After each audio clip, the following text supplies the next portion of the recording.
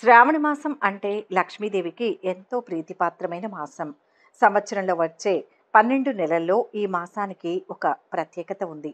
శ్రావణ మాసంలో ఏ ఇంట్లో అయితే లక్ష్మీదేవి పూజలు శ్రద్ధగా, భక్తితో నిర్వహిస్తారో ఆ ఇంటి వారిని లక్ష్మీదేవి త్వరగా అనుగ్రహిస్తుందని చెబుతారు.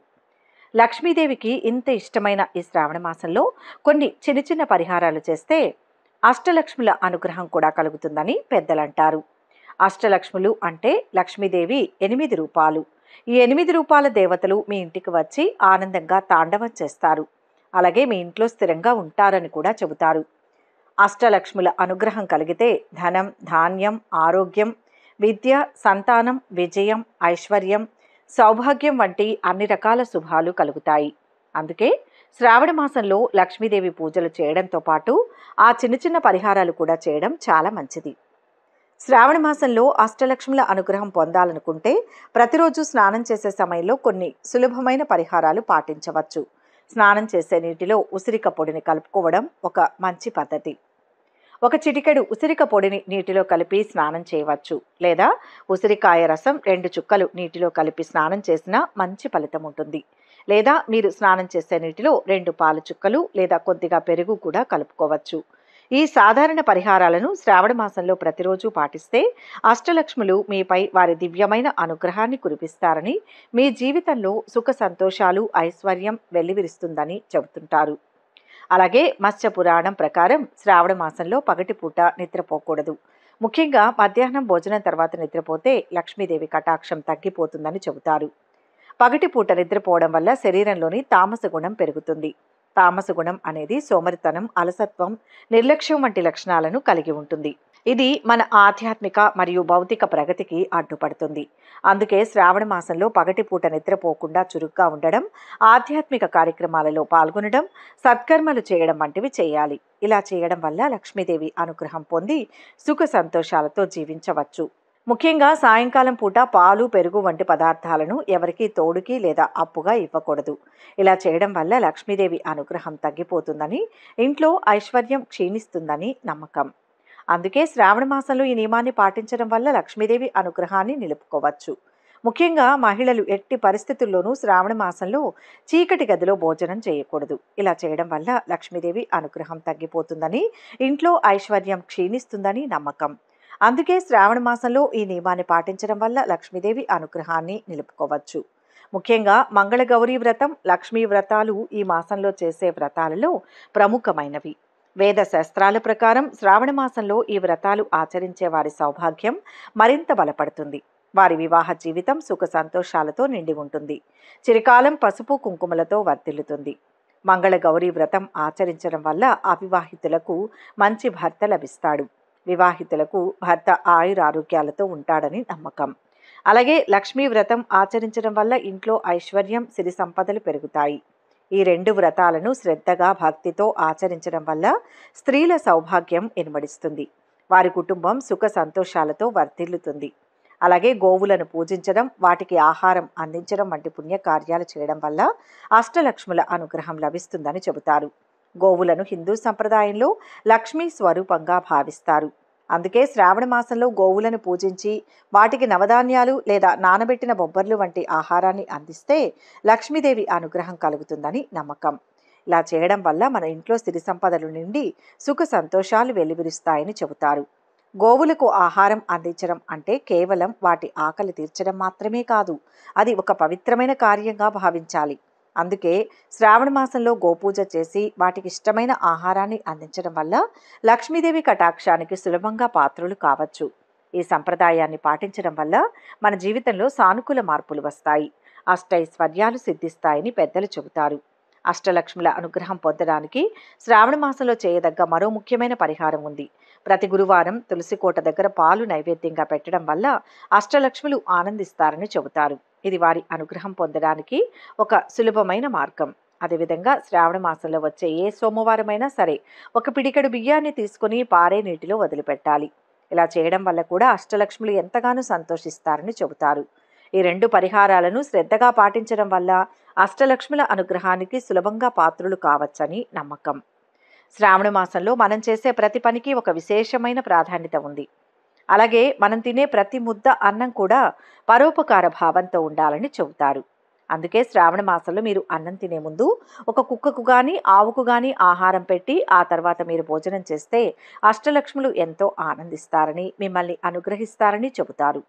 మూగజీవాలకు ఆహారం పెడితే లక్ష్మీదేవి కటాక్షం త్వరగా కలుగుతుందని నమ్మకం.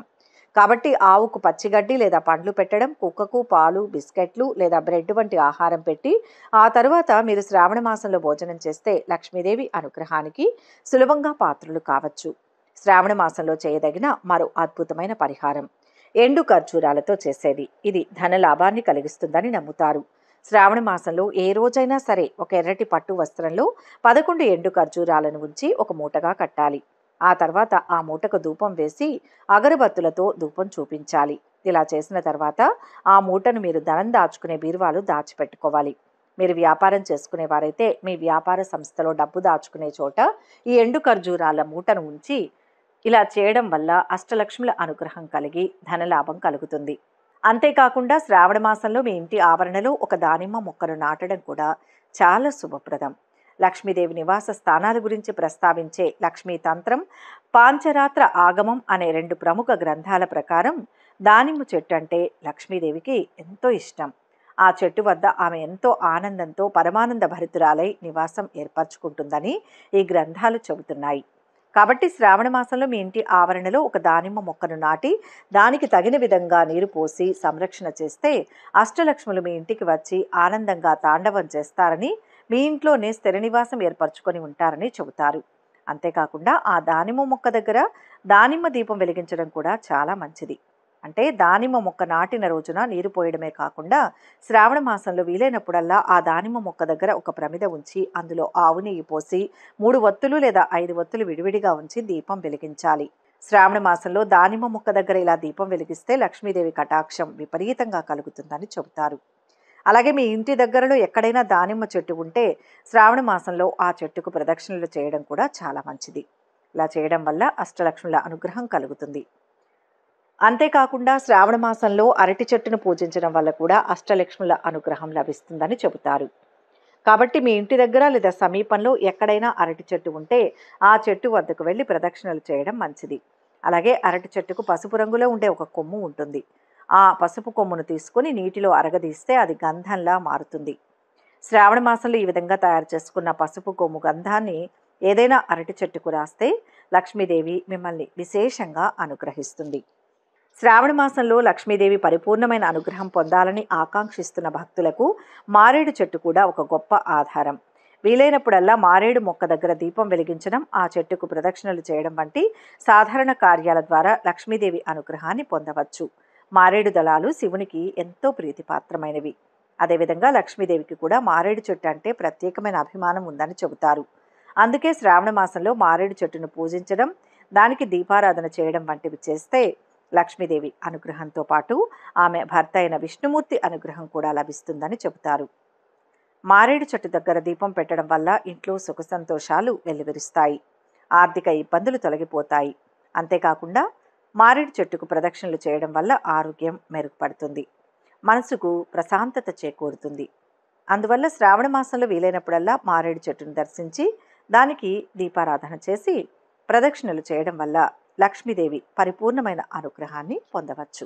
అలాగే మత్స్య పురాణం ప్రకారం శ్రావణ మాసంలో గృహ నిర్మాణం ప్రారంభించడం వల్ల విశేషమైన ధనలాభం చేకూరుతుంది. అంటే ఈ మాసంలో ఇంటి నిర్మాణం మొదలు పెడితే అనుకున్న దానికంటే తక్కువ ఖర్చుతో ఇల్లు పూర్తవుతుంది. అంతేకాకుండా అనుకోని విధంగా ధనం కూడా లభిస్తుంది. కాబట్టి ఎవరైనా ఇల్లు కట్టుకోవాలని ఆలోచిస్తున్నట్లయితే శ్రావణ మాసంలో కట్టుకోవడం చాలా మంచిది. ఈ మాసంలో ఇంటి నిర్మాణం ప్రారంభిస్తే డబ్బు సమస్యలు రావు, అనుకుని విధంగా ధనం లభిస్తుంది. అంతేకాకుండా ఇంటి నిర్మాణం సజావుగా ఎలాంటి ఆటంకాలు లేకుండా పూర్తవుతుంది. ఇంట్లో సుఖ సంతోషాలు వెల్లివిరుస్తాయి. కాబట్టి ఇల్లు కట్టుకోవాలనుకునేవారు ఈ శ్రావణ మాసంలో శంకుస్థాపన చేసుకోవడం చాలా మంచిది. శ్రావణ మాసంలో అష్టలక్ష్ముల అనుగ్రహాన్ని ఒక్కసారిగా పొందాలనుకునే వారికి ఇంటి యజమాని విమల మంత్రాన్ని పఠించడం ఒక శక్తివంతమైన మార్గం. లక్ష్మీదేవికి సంబంధించిన ఈ మంత్రం చాలా ప్రభావవంతమైనదిగా పరిగణించబడుతుంది. ఇంటి యజమాని ప్రతిరోజు దీపం వెలిగించి ఈ విమల మంత్రాన్ని 21 సార్లు జపించాలి. ఈ మంత్రం ఇంటి యజమానికి మాత్రమే పరిమితం కాదు, ఇంటిలోని మహిళలు, పురుషులు కూడా దీనిని పాటించవచ్చు. ఇంటి యజమాని అయిన పురుషులు లక్ష్మీ కమల వాసిన్యై స్వాహ అనే మంత్రాన్ని పఠించాలి. ఇంట్లోని మహిళలు ఓం కమల వాసిన్యై నమః అనే మంత్రాన్ని పఠించాలి. ఈ విధంగా ఇంటి యజమానితో పాటు ఇంట్లోని ఇతర సభ్యులు కూడా ఈ మంత్రాన్ని పఠించడం వల్ల అష్టలక్ష్ముల అనుగ్రహం ఏకకాలంలో లభిస్తుందని, ఇంట్లో సుఖ సంతోషాలు ఐశ్వర్యం వెల్లివిరుస్తాయని చెబుతుంటారు. ఈ విధి విధానాలన్నింటినీ మనస్ఫూర్తిగా పాటించడం ద్వారా అష్టలక్ష్ముల అనుగ్రహం పొంది మీ జీవితంలో అఖండమైన ధన ప్రాప్తిని సుఖ సంతోషాలను పొందండి. మీకు ఈ వీడియో కనుక నచ్చినట్లయితే లైక్ చేయండి, షేర్ చేయండి. మరింత సమాచారం కోసం మా ఛానల్ను సబ్స్క్రైబ్ చేసుకోండి.